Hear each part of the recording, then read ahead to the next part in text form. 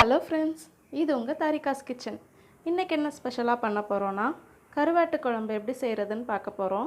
அதுக்கு என்னெல்லாம் பொருள் தேவைன்னு நான் சொல்கிறேன். அதுக்கு முன்னாடி இது வரைக்கும் நீங்கள் எங்கள் சேனல் சப்ஸ்கிரைப் பண்ணலைன்னா இப்போ பண்ணிவிடுங்க. வாங்க என்ன பொருள்லாம் தேவைப்படுதுன்னு பார்க்கலாம். முதல்ல கொஞ்சமாக கருவாடு எடுத்திருக்கேன். கூனி பொடின்னு சொல்லுவாங்க. இது சின்ன இறால், சின்ன சைஸ் இறால், அதை தான் கூனி பொடின்னு சொல்கிறாங்க. ஒவ்வொரு இடத்துல ஒவ்வொரு மாதிரி பேர் இருக்கும்.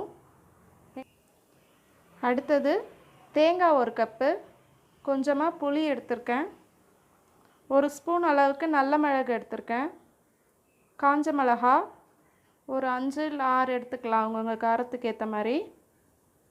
அடுத்து தனியாத்தூள், அடுத்து ஒரு 4-5 சின்ன வெங்காயம், ஒரே ஒரு பச்சை மிளகா, கொஞ்சம் கருவேப்பிலை.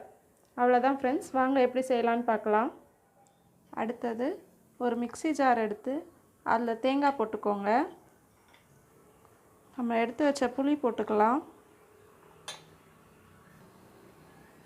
சின்ன வெங்காயம், நல்ல மிளகு,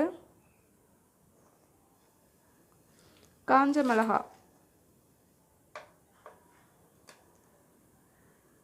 தனியாத்தூள். அவ்வளோதான். இது எல்லாத்தையும் தண்ணி ஊற்றி நல்லா பேஸ்ட் மாதிரி அரைச்சிட்டு வந்துடலாம். பாருங்கள், நான் நல்லா அரைச்சிட்டேன். இதை ஒரு மண் சட்டியில் நான் மாற்றிக்கிறேன். பாருங்கள், நான் அரைச்சதை ஒரு மண் சட்டியில் மாற்றிட்டேன். இப்போ இதுக்கு தேவையான அளவு தண்ணி ஊற்றிக்கலாம். குழம்புக்கு எவ்வளோ தேவையோ அந்த அளவு தண்ணி ஊற்றிக்கோங்க. நான் 1 டம்ளர் அளவுக்கு ஊற்றிருக்கேன். இப்போ இதில் ஒரு பச்சை மிளகாவை இந்த மாதிரி கீறி வச்சுருக்கேன், இதையும் போட்டுருங்க. அப்புறம் நம்ம எடுத்து வச்ச கருவேப்பிலையும் போட்டுக்கலாம்.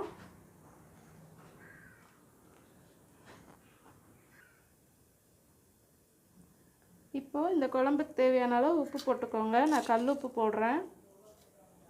அவ்வளோதான். இப்போ பாருங்கள், நம்ம ரெடி பண்ண குழம்பை நான் அடுப்பில் வச்சுருக்கேன். இது நல்லா கொதி வரணும். அது வரைக்கும் கொஞ்சம் நேரம் வெயிட் பண்ணலாம். குழம்பு நல்லா கொதிக்க ஆரம்பிச்சிடுச்சு. இந்த டைமில் நம்ம எடுத்து வச்சுருக்க கருவாடை அதுக்குள்ளே போட்டுடலாம். கருவாடில் உப்பு இருக்கும், அதனால் நீங்கள் குழம்புல போடும்போது பார்த்து போட்டுக்கோங்க. இப்போ இதை நல்லா மிக்ஸ் பண்ணி விட்டுட்டு ஒரு மூடி போட்டு நல்லா வேக வச்சு எடுத்துடலாம். இப்போ பாருங்கள், நம்மளோட குழம்பு எல்லாம் ரெடி ஆகிடுச்சு. நல்லா கொதிச்சிட்ருக்குது. அவ்வளோதான். இப்போ கடைசியாக கொஞ்சமாக தேங்காய் எண்ணெய் ஊற்றிக்கலாம்.